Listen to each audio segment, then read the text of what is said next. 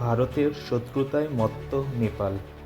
খাবে ভারতের, পড়বে ভারতের, বিপদে পড়লে সাহায্য চাইবে ভারতের কাছে, কিন্তু দালালি করবে চীনের।